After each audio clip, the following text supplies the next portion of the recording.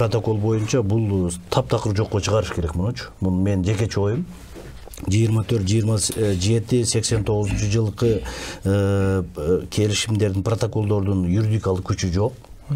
91-жылкы дүйнө тааныган, эсенги мамлекеттер тааныган келишимдерди биз ишке ашырышыбыз керек. Аны кол коюлган, ратификациядан өткөн. Кайсы Алматыбы же Минскби? Алматы, Минский ошол бардыгы.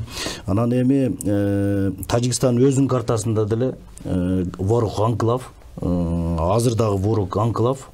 Анан азыр 3-чү жолду ворогко салып берүү бул туура эмес. Кача 2 жол бар ворог. Азыр мына ортосунан өтүп аткан, Аксайдан өтүп аткан жол бар. Бул Союз мезгилден деле Аксайдын ортосунан өтүп келген, ворог өтүп келген.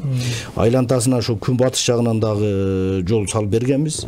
Биз муну өзүбүз тейлейбиз. Мына 2 жол бар. 3-чү жолду салып берүү бул биздин эгемендүүлүгүбүздүн астына коюлган бомба деп туура эле айтып атат.